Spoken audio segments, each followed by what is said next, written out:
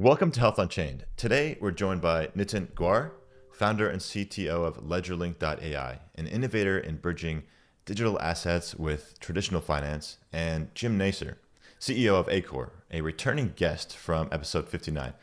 Good to have you back, Jim. Since at least 2020, Acoer has been a leader in developing secure, usable, and real-time blockchain solutions in healthcare. In this episode, we'll discuss the newly established charter for Decentralized Healthcare and Life Sciences, or CDHLS. As executive committee members, Nitin and Jim will discuss their roles and the opportunities for ecosystem development. For those unfamiliar, the Coalition for Decentralized Healthcare and Life Sciences unites global stakeholders from healthcare, technology, academia, and regulatory sectors to champion decentralized technologies that enhance healthcare delivery, equity, security, and global collaboration. And shout out to Tori Sanaj for helping to coordinate this effort under the Partners in Digital Health organization. Without any further ado, I know that was a long intro, so thank you guys for holding on there. Nitin, why don't we start with you? Introduce yourself, and then we can get to Jim. Well, thank you so much. And yes, it was a mouthful, and I would compliment Tori to stick along and progress the agenda for quite some time now. So Nitin, ex-IBM, I founded Blockchain Labs at IBM. That's when I interfaced with Tori and worked with the ecosystem around healthcare as well as financial services. And after 14 years of founding Blockchain Labs in early 2014, 2015, joined Wall Street firm State Street, looking as a global head of digital assets, drove the capital markets agenda, and then formed LedgerLink. And the intention of LedgerLink was to be able to integrate digital assets to the core or back office systems. I just exited that, so that's another interesting sort of nugget. But glad to be here, Ray, with you, and happy to share things I've learned and delivered in the past. Awesome. Thanks, Nitin, and congratulations on the exit. Thank you. Jim? Oh, sorry, Ray. A little delay, but I'm Jim Nasr. I run a company called Acoer. I appreciate the introduction. We have been building healthcare and blockchain solutions for about 6 years now, full time. And prior to that, I was at a clinical research organization and built open pharma technology and also blockchain. And before that, I did CDC, starting with the blockchain story way back in the day. And actually, long time ago, I was at IBM as well. So I guess Nitin and I share a little bit. I appreciate you saying the CDHLS acronym, so we don't have to say it again, Ray. Yeah, no, that's all good. Maybe we can get started with what do you both see as the main driver behind CDHLS? Why start that? Why do we need another organization like this? So I'll chime in here. One thing which I have seen across every industry needs a working group, a think tank of sorts, which brings in the thought leaders, the industry leaders, people who understand the industry to change things. Every industry is going through its own set of transformation. And I believe the CDHLS essentially was formed to bring in technologists, to bring in new technology, to solve some of the imminent problems that we are beginning to see now with healthcare. Actually, it's been in transition for almost over a decade, where there's a disconnect between healthcare delivery, healthcare information, and the entity who are suffering are the patients and all of us in between. And so I think this was formed to solve some of the Obamacare era, which is the ACA, the Americans, the Affordable Care Act, of figuring out this dynamic of healthcare information and ensuring that we are reducing all the cost elements that go with it, but at the same time ensuring the healthcare delivery is more meaningful to the patients. I think it is one of the effort for healthcare that every industry has its own sort of working group or some sort of an ISO-led initiative. It's one of those initiatives. I think it's very commendable from that perspective, but I'll love to get Jim's perspective on that. Yeah, I would add, I think this is the time for us to just revisit decentralized technologies for a number of reasons.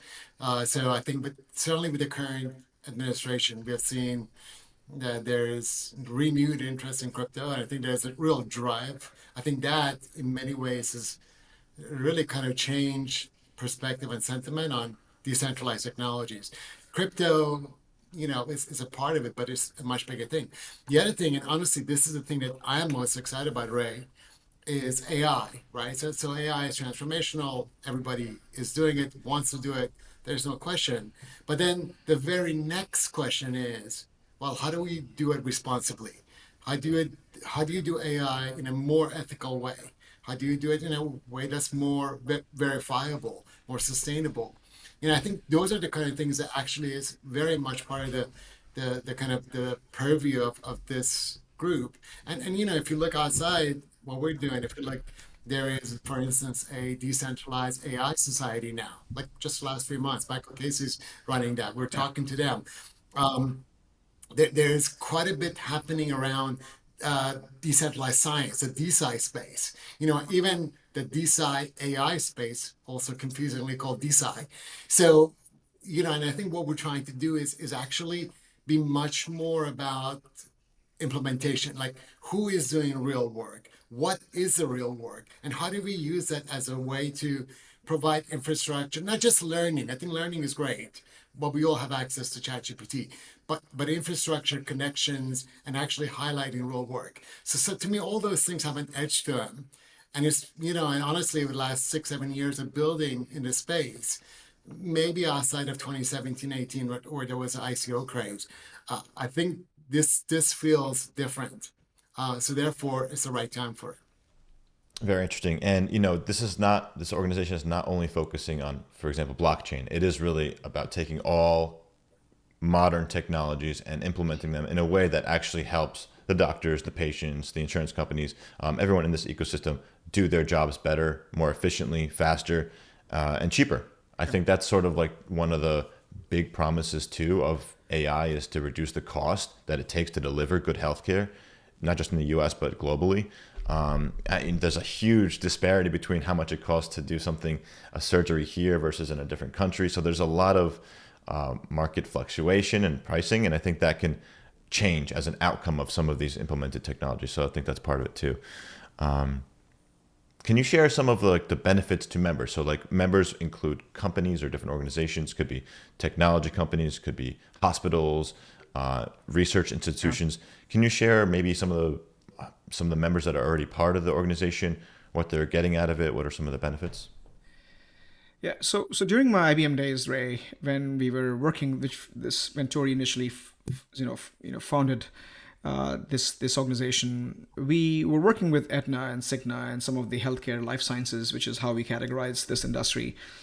And one thing which, if you look at any of these large corporations, there's a process. There's a process starts from innovation, then there's justification, then there's line of business selling that happens. And you do need a lot of material, both in terms of thought leadership material, which is what this organization sort of produces. But also there's a selling, right? Which means you have access to talent, Jim, myself, from different sort of walks of life who bring this together. And that material is then used internally to say, hey, this is what's happening in the industry. I think we should do something about it. So the members get benefit of access to material, access to thought leadership content, access to the business models that is driving the innovation and driving the disruption. And I broadly categorize this into two areas, Ray, where is transformation and disruption. So transformation happens gradually and disruption happens suddenly. But nothing happens suddenly. Things actually happen gradually till they happen suddenly. And the question is, how do we keep the various organizations in the loop? Because they have a business to run. And oftentimes innovation sort of is on the wayside. And how do you fold them into the entire process through this gradual innovation? And I think the entities like CDHLS provides some of the rails into accessing the innovation, the thought leadership, the talent, and all of us in the sense of providing our perspective and our vision as we engage with the industry in a meaningful way. Yeah, you raise a good point because, as you mentioned, there's a lot of companies out there might be interested in this. They're learning about it, but they're also very busy. They have their full-time, daytime jobs. So being able to go to a resource with valuable information that's accurate, correct, and not just spammy noise, as you can potentially see in the crypto industry sometimes, is really valuable. Being able to like find that good information once or twice and being able to rely on it. It's hard to find these days. So I could see that being very valuable. If I could add, Ray, Sure. um, I think part of this CDHLS is to tap into people who are doing things for real, like I was mentioning before. But I give you some examples. So, and like we were saying, this is more than just blockchain. It gets into emerging technologies, but you need to kind of really have a deep understanding to do it well. And Nitin's point that we underestimate what we can do, in like a period like 10 years and overestimate in 1 year. I think Bill Gates said this is really true because all of us have been in this blockchain space for 6, 7, 8 years, and I think it's only now that we're finally beginning to kind of create some kind of resonance at a larger level. But I give you like a specific example. I was working on I am working with a prospect on a kind of a payments deal. But now we're looking at scale. So it's not just proof of concept, it's scale. But when you're looking at scale, there's all kinds of things that they have to consider and really have proven that you don't necessarily in a small way or theoretically. For instance, the mix of transaction types on the blockchain, such as the crate, like the token crates versus like NFT crates versus smart contracts, and how do you then financially kind of project it in a way that becomes sustainable in the bigger picture.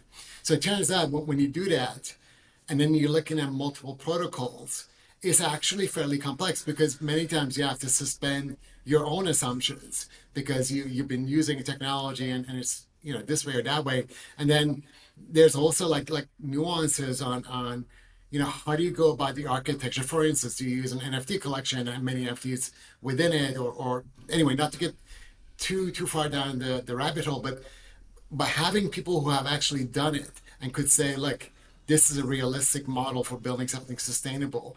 There's a lot to be said for that because there really is not a whole lot that's out there at that kind of scale. And to me, to us, this is the kind of value you can get, even if it's just talking to people like Nitin and myself. We're doing these kind of things for real, because just not many people have done it at that kind of scale.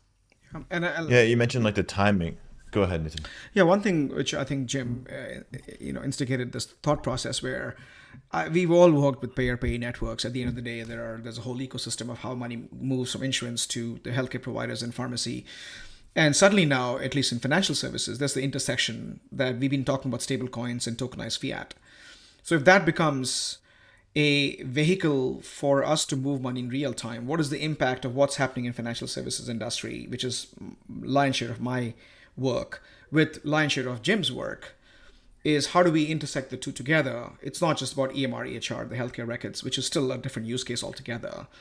Is how do we cut short the 21 days or 3 months sometimes it takes to move money between the various aspects of this ecosystem to almost instant, which will also help the ecosystem in the industry. So I think that's where I think my head would go at. It's not happening in vacuum. These are all the interconnected systems that are at play.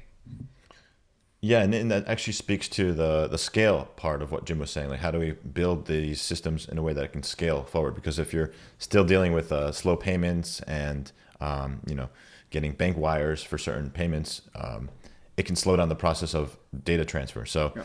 I could see that. And speaking of like speed and scale for blockchains, do you both feel that we're at a point where now there are blockchains, reliable blockchains that can provide a Web 2 like experience and a Web 3 like level of security, I suppose? Is that happening now? Yeah. Yeah, no doubt, right? There's no doubt. I think that Yeah. I think to be honest with you, I could off the top of my head, just from work we've done, mention at least three next generation. Not only the scale and the speed and time to finality, which is the Web 2. Like if you think about Visa, that's what you really care about is finality of a transaction, but at very low cost. So, the days of like crazy gas for Ethereum and just having no ceiling on predicting your fees, those days are likely over. And there's all kinds of layer too. So I don't think that's any there are other considerations you have to really take into account, such as governance, right? That's a really big thing. You have to really figure out what is the governance. Community, great. Okay, you have this fantastic, technology is cheap, it's fast, but if you have two developers or two, 10 developers, say 10 companies, is that where you want to go? Or do you want to go somewhere where, 10,000? Are you going to be EVM, Ethereum virtual machine compatible? So there's a lot of these kind of more nuanced questions you really have to understand. But then I would say the big thing actually, and I know we talked about this a bit, on the side, the big thing is when we talk about scale, and this goes back to Nitin's comment about financial systems interacting with health, is it the paradigm really is no longer going to be us humans with machines. I think that of course is one paradigm, but there's going to be a lot of AI agents with AI agents. The scale for that is like 10,000 times more than a human to machine scale. And you could easily have AI agents talking to AI agents, exchanging value, exchanging micropayments, like using tokens as example, all of which sell up at a higher level to like a patient claim or something like that. But that kind of scale is again very different to what we have traditionally been talking about in our world of healthcare. It's exciting, but I think it then this is going back to why you need a outfit like CDHLS, which is these are like brand new considerations. This is not like having like my 1,000 agents work with your 1,000 agents, right? So we're already like a one-to-many relationship, and exchanging and working together and being secure, being verifiable, being low cost, being fast. Those are like new interesting problems, but that's the reality of what we're looking at. Yeah, I would agree. I think, my focus has been a little bit more on technical side, Ray, where if you look at the advancements that blockchain itself did, this is things like zero knowledge proof and privacy preservation technologies, scalability technologies, figuring out how do we achieve scales at this massively decentralized infrastructure that's still relying on the internet. And then if you look at the innovation at the AI element, so the recent sort of, Blackwell, which is the chipset from NVIDIA, is now water cooled, and it's looking into focusing on three fundamental elements, which is compute, interconnect, and storage. That you have this massive amount of data that gets created with every single patient visiting a doctor every single time. Can we use blockchain as a transactional framework? Can we use AI as analytical framework? Can we use sort of this privacy preservation technologies to comply with the likes of HIPAA and HL7s of the world? I think scale to me, as Jim rightly pointed out, it's no longer an issue. I think energy is a bigger cost. There's a cost element to it, but I think technology to me is there for us to create data, disseminate data, abstract it from the transactional framework which blockchain provides. And that's the kind of information I believe the entities like CDHLS can provide to its constituents, that it's no longer a complex maze. We can structure this and build a framework that makes it easy to consume by the CIOs of the member organizations, how to approach the industry.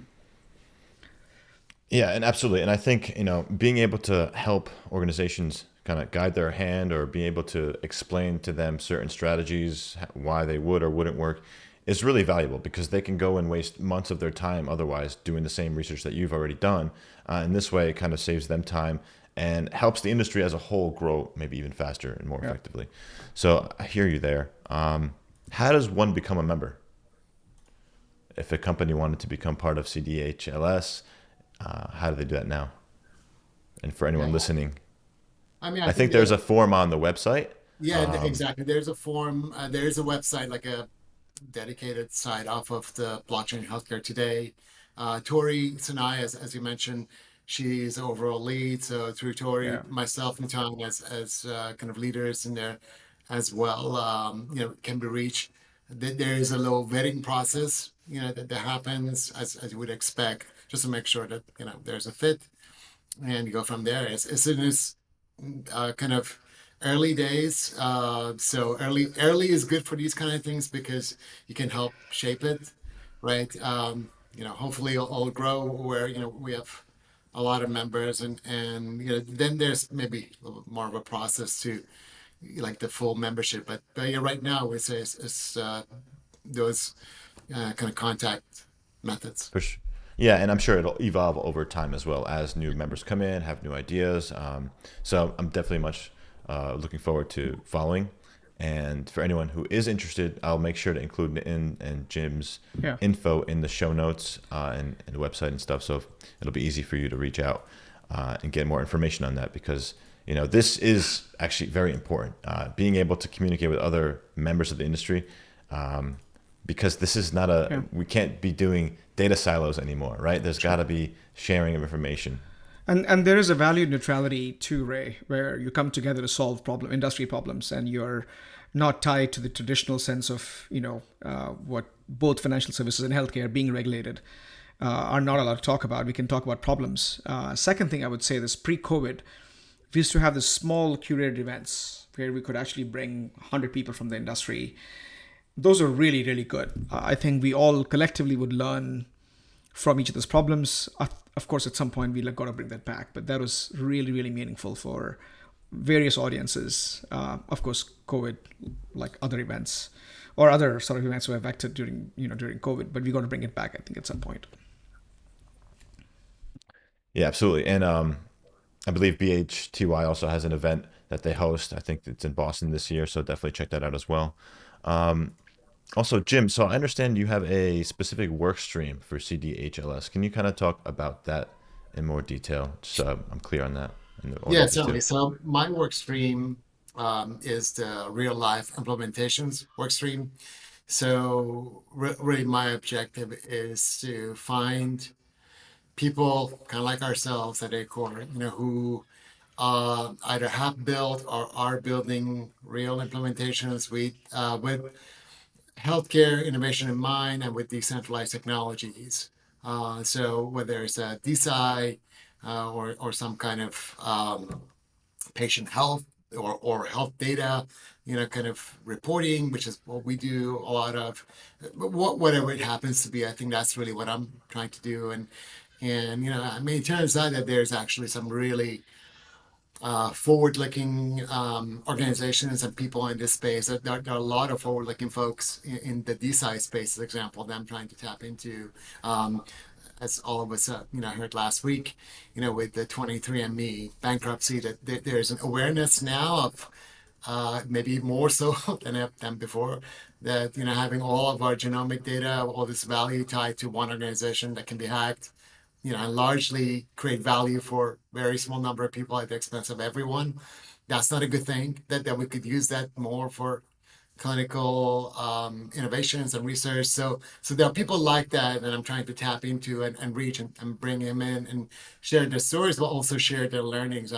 Honestly, I feel like there is a very significant leap that we are having and gonna have for resetting learning because of the AI, because of agentic AI, because of needing to do tokenization, because of needing to do verifiable intelligence, ethical AI, whatever. There's some synonymous terms, but all of that is kind of different to what we have done, and therefore there's, I think, finding those folks, highlighting them, sharing amongst each other, and then projecting out, reflecting out. That's all that is quite exciting.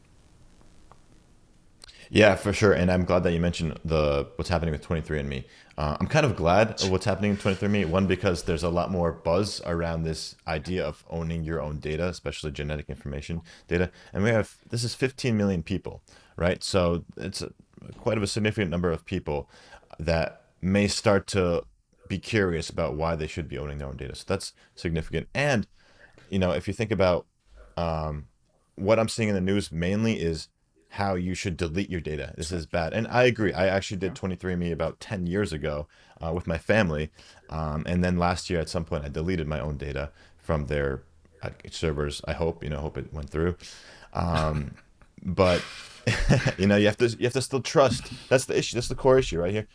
You have to still trust the company is doing their job in protecting the consumer. Whereas if there was a decentralized cloud storage system using a blockchain technology that is completely open source, and I'm able to click on a button and say, remove this, or I don't know, hide it or something, I can be a little bit more reassured that the math is the math, and there's no way a person can kind of make a copy or screenshot of this somehow. So there's that kind of thought process in my head, at least. And I'm just glad that the awareness is rising in Yeah. terms of that. And Ray, I think that the thing again, most of us may not quite understand, but yeah, 23andMe revealed kind of like the problem that we have now, and it's a larger problem, certainly in the U.S. But if you just look around, like look at what's happening in Europe, and Europe just enacted this law called the European Health Data Space. That's like the polar opposite of what's in the U.S., where effectively patient data is gate kept by very few, kind of providers and EHR systems and many intermediaries. So in Europe, with this law, which will be enforced over the next few years, it's this whole idea that patient actually does own the data, does need to provide consent actively for sharing. If the patient, like you, Ray, if you wanted to delete the data by law, it must happen and you must provide proof. Not just like, well, Jim said. No. Like, how do you prove it outside of your gated, like setup? So that to me is kind of the direction we're going. Not in the U.S. and we have craziness with things like TEFCA in the U.S. for patient data sharing, which really is again largely gate kept by very few entities. But I think that the force of public, kind of demand, particularly through these kind of 23andMe type revelations and what is happening around the world, the rest of the world. I think those are like positive things for all of us to again get together and say, can we get ahead of this? Before we become the next, kind of, I don't know, like CNN reveal or whatever. Before that becomes us, can we do something so we're now really demonstrating that we can protect individuals' rights, individuals' data, and if you want to be forgotten, we allow you to be forgotten. Yeah, so let me add the some complexity to that, Ray, and this is I agree with all of you. In fact, I never went to 23andMe for this reason alone. I was not very sure, and DNA data is something which, at least now, especially now, with everything being faked and really hard to discern between what's real and what's not, is truly a challenge. Sure. But then, if you look at what we did with Right to be Forgotten in Europe, right, within the Web 2 land, to say, hey, Google is able to find all this information. If I choose to be forgotten on internet, I should be able to provide information to Google. And while Google is not a entity that curates your data, it is an avenue that finds it and makes it available. So all Google is doing essentially is severing those links but the data is still lying in some website that they don't control, for example. And if you look at blockchain, there's an element in blockchain called immutability, which lends itself to the trust system that we all love and like about it. So there's a little dichotomy of that interesting challenge technically to say, hey, you're not supposed to delete anything because that lends itself to trust.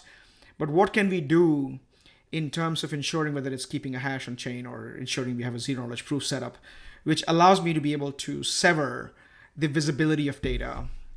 And those architectures and those sort of thought processes have to evolve.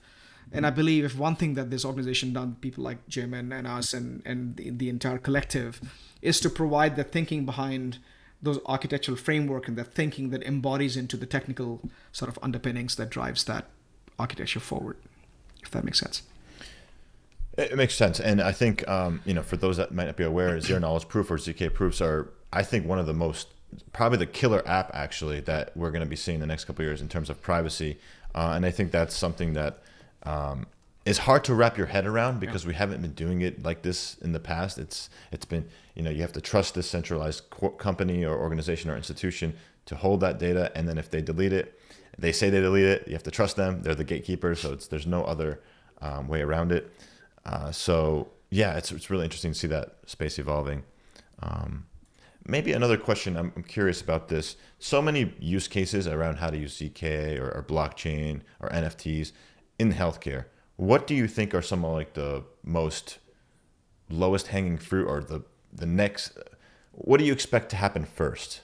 What are some of the most easy or simple use cases you can imagine actually working, in a to like 100 million people, let's say, like in a mass amount of people? Yeah. I'll start with the work we're doing, right?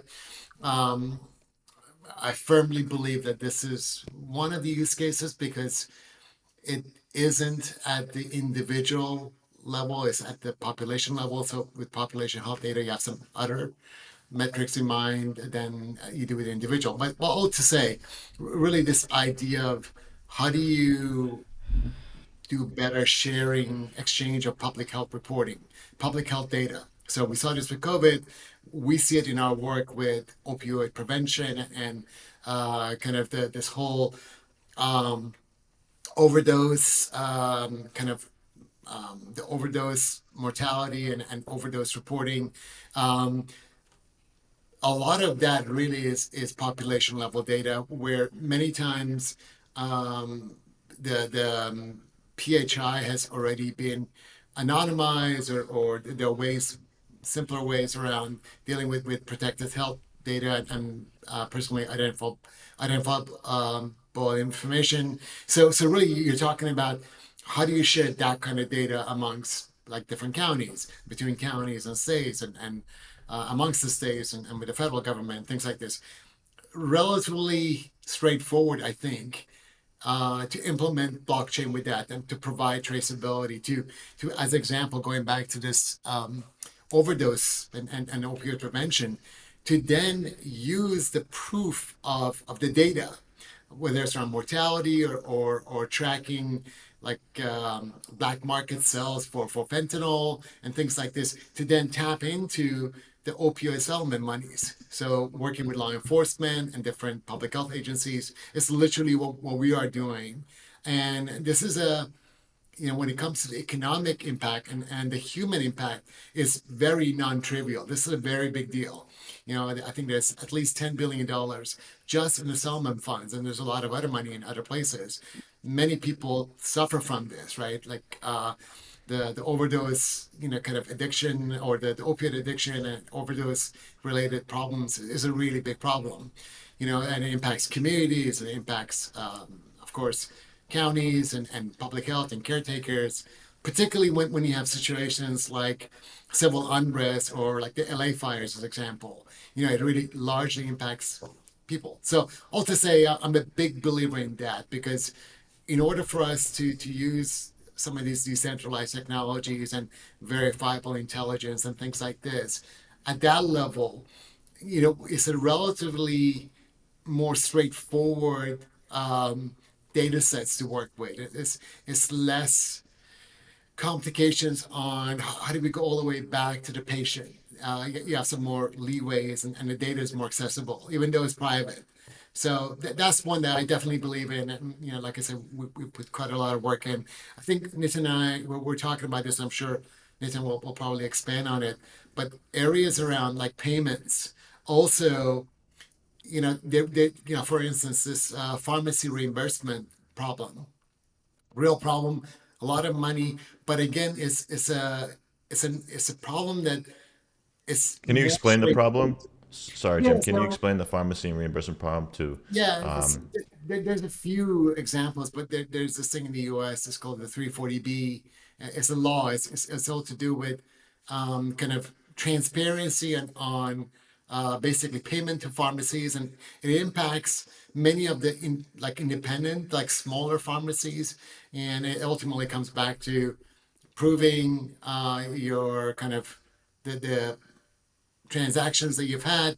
And then many pharma companies have reimbursements in play, but then oftentimes the PBMs kind of get in the way, and there's like weird kickbacks going on, and CMS and other government agencies want to have proper reporting on it. So it's kind of a siloed data set problem, but it's a very big scale, and it requires you to be able to provide transparency on certain things when you reconcile, when you're doing payments, when you're making claims, and the intermediaries are involved. So that's, again, to me, there's a few use cases that are relatively more, I would say, more ready for decentralized technologies than, for instance, how do we like incentivize patients directly to provide their clinical data for clinical research. I think that's a more complicated one. I think that requires a lot of offline things yet to still, be kind of be done a little bit differently, and maybe incentivizations to be a little bit different, the contracts may be a little bit different. So, but I'm optimistic it will happen in time. Maybe not in the U.S., but in the U.S. There's several use cases already. Yeah. No, I couldn't add, I couldn't agree more with Jim. I think he touched a lot upon these things. And my perspective, Ray, is there are adjacencies in digital asset space that's evolving. So I mentioned payments, stablecoin. Stablecoin today have reached, close to about 248 billion in overall market cap, and they're constantly being used for cross-border payments. They've been used now for, in some cases, in building liquidity pools. So it's becoming more and more mainstream. And suddenly now, if I have ability to, instead of giving a bank account, give wallets. So there is that adjacency in payment or in financial services that can be exploited. The other thing is around supply chain. We've been at this using DLT and blockchain technology to streamline the information asymmetry that exists in supply chain ecosystem.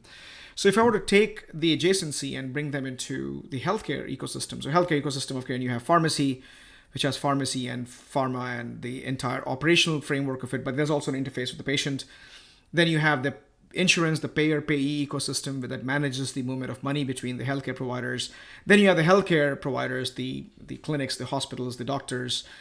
And then you have the healthcare information systems, which is the Cerner and the Epics of the world who are providing. So it's like a complex web of ecosystems, and they all have a mechanism to the economics that play in who gets paid on doing what. So there's already a fragmentation, but I think in the immediate terms, we piggyback on successes of adjacencies as a near term.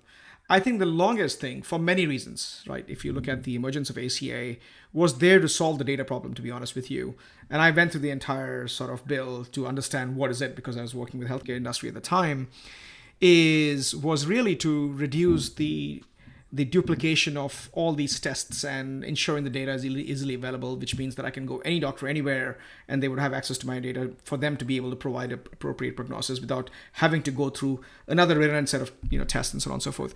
So healthcare information, I think, for various reasons, political, regulatory, the existing interest of healthcare information service providers will be the last one. And at the same time, I don't think we can rely upon, just like what we've learned from crypto, again, another adjacency, rely upon the wisdom of people to manage their own data. I don't think many of them are not quite ready to jump on the Web3 ethos of owning your own data and monetizing it, no matter how good it sounds. So there'll always be an intermediary. The question is, will they be new intermediaries, or the existing healthcare information intermediaries become the newer intermediaries to provide you access, and then your ability to rent your data for analysis and get paid for it, or getting an insurance break because suddenly now insurance company has more information data, they get your health. It's not a blanket insurance premium. You're given insurance based on your health profile. So I'll stop here, see if that made sense. Yeah, no, that's very interesting. And the idea of being able to keep your data actually secure the whole time is also another challenge in all this. Like, you hear about data breaches and everything. So that's like another part of that I think might be a more readily available, like just securing the data somehow. But I'm with you in terms of like, patient health information itself is going to be at least 3 to 5 years down the line in terms of becoming more widely adopted, and for the reasons you just mentioned. So I'm with you there. One thing I'm wondering as well is, if you think about the federal government and their, I guess, importance or lack, what's their role? What should be their role is, I guess, the question. What should be the federal government's role in helping to manage healthcare information? And then what should be their role in helping to speed up the adoption of this sort of technology? So I'll reiterate what I heard from one of the government officials, and that shall remain unnamed, is the best thing any government entity can do is, one, get out of the way and have the appropriate policy framework with the right incentive economic system to fuel the innovation. And oftentimes, at least in my career, and I'm sure Jim, love to hear your perspective on this as well, that any heavily regulated industry, financial services and healthcare, people always piggyback to, oh, this doesn't allow you to do it, or HIPAA doesn't let you to do it, or HL7 is too restrictive a framework. And I think the best thing the government can do is a policy framework that gives enough room for experimentation and removes some of the barriers that could be an impediment going back to a much more stringent regulatory framework, which we begin to see now loosen up a little bit in crypto land. And so I'll stop here, and that's my thinking on that front. Yeah, those are good insights, Nitin. I mean, from my perspective, I'm just going to reflect on what has happened and some things that people have said. So I mentioned Europe with the EU that have done the European health data space. So that's a number of federal governments basically saying, we're going to have these laws, and ostensibly it's about protecting individuals' rights, patients' rights. I like that. I think that's needed, especially for us here in the US, where we're wasting so much, I mean, basically $1 trillion a year in so many things that are duplicated or really are gate kept. And the opacity, is many of the problems that we face, whether it's as individuals or providers, it's because of that built-in opacity and the government effectively really not putting in standards that are accountable enough. So in that way, I like that. What I don't like is where, for instance, with AI, with kind of ethical AI, where the technology is evolving fast and regulators are trying to over-regulate things they really don't understand. I think that can then kind of create this trickle-down effect of stifling innovation. And I think, again, going back to Europe, they have some ideas around this, but some of it is extremely restrictive. And if you compare US versus Europe, I've talked to clients and some colleagues in there. The big concern is we're over-regulated on things that are really evolving as we speak. I like the idea of I like what FDA did at the beginning of this year, where they had this draft guidance on AI saying, look, if you're going to do AI on patient data and there's a patient safety element, that AI needs to be explainable. You need to provide traceability. I like that. I think that's good. What I didn't like was that they didn't go far enough to provide a little bit more of this is what we've seen work, such as use cryptography to do it, as opposed to do the traceability by having an association of people. And I've seen some of the comments that people have provided on that guidance, and it's like, well, FDA, how much more money can you provide for us to do this? Or, what, can we set up another regulatory body for doing this? And to me, that's not the answer. The answer isn't, to say that the problem is this, but let's get more siloed entities, to solve it. I think it requires, okay, if we really want to do more explainable AI, well, where's the technology going, and how do we do it at a scale? So it's all to say, I think there's some good things. I think the regulators, in my opinion, are generally well behind where the technology is, but in this case, the technology is moving so fast that they can't have that 10-year lag cycle. They really need to be actively involved. And fundamentally, I don't like this idea that we're going to have one giant database for everybody's health record. It's going to be there. I think that is completely impractical. It's really, in so many ways, it's pie in the sky. And so I don't think that's the solution. Interesting.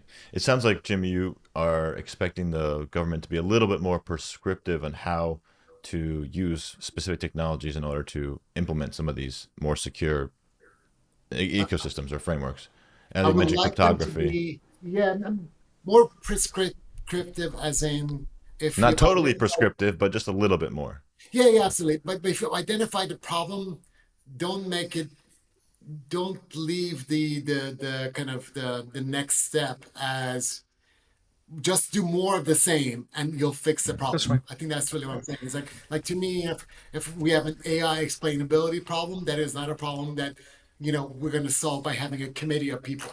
That's right. We need a better solution for it. That's right. And I'll say I'll piggyback on that. What Jim mentioned. That's such an important point. If you look at GDPR, right, which is the data privacy regulation there in Europe, they had, and it's been a decade, almost a decade, where they've had this framework around who gets to do what with data.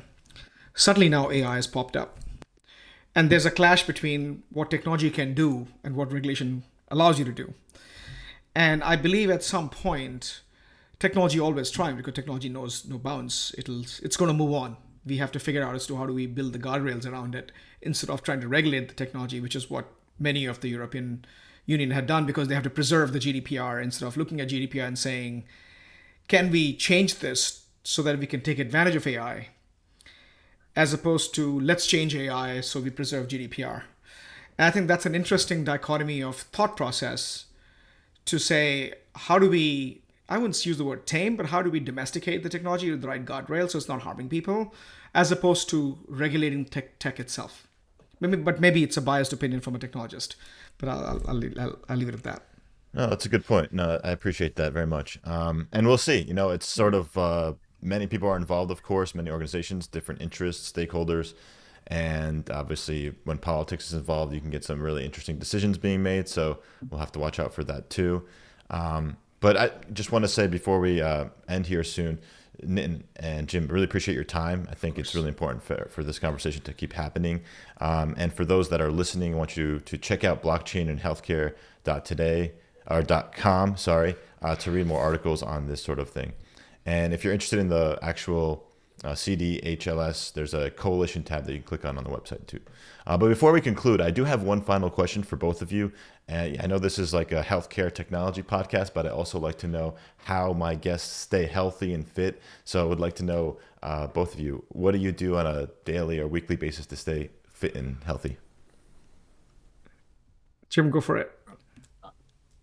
Yeah. So I'm a big believer in if you're going to be preaching health, you got to practice some of it. So I do quite a bit of cycling, Ray, these days. I used to play soccer at a pretty high level, but try to avoid high impact sports just to be able to keep going. Quite a bit of cycling, and I'm a big believer in cold water immersion and ice and things like this. So I try and balance kind of being active and doing, active exercise with some things that help, kind of chill me out. Yeah. Yeah, I always end my showers in a cold shower, so I feel you there, Jim. Yeah. No, it's great. I haven't gotten the cold tub yet, but yeah. And it's funny because, Jim, I used to go to this is a program called Bold Community, which sources a bunch of leaders from around the world, and they have a week-long event in Austria. And you go to Austrian Alps, and they make you sit in this water for 3 minutes. And I'll tell you, the first time I did it, I had energy for the whole day. And people could say, like, what happened today? I'm like, I don't know what happened, but you're just bursting of energy. But to answer your question, Ray, from my perspective, is I have a simple formula. Eat better, meditate at least 30, 40 minutes a day, even if you break it into two different, when you wake up and before you go to bed.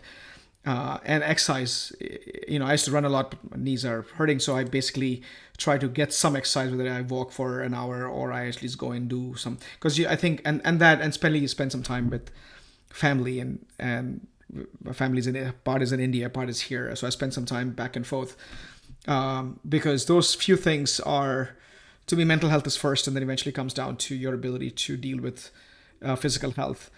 And both are dependent on each other, which means you can't have one and not have the other. And so I've had that balance act, as Jim mentioned.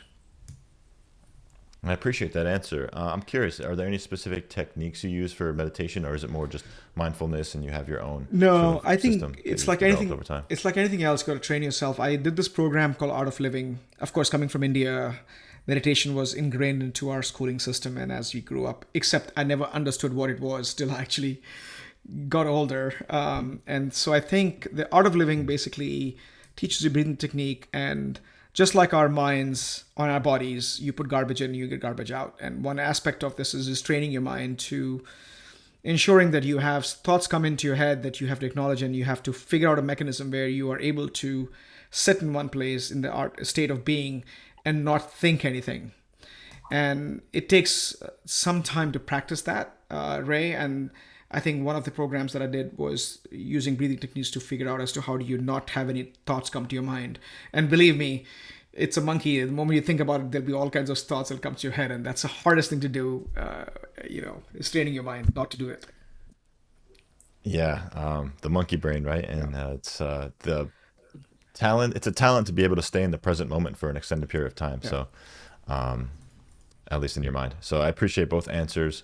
Anything else you guys would like to share before we conclude here today?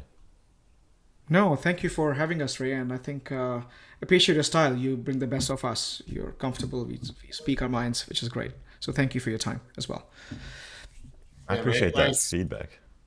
I echo that, and it's great to have you back. I think we need more people like yourself who are curious and really Yeah. working in this health decentralized technology space. I think I'm optimistic that there are things happening around the world with some of these technologies and decentralized science that we need to have more conversation at a deeper level. So it's great to have people like yourself nudging that.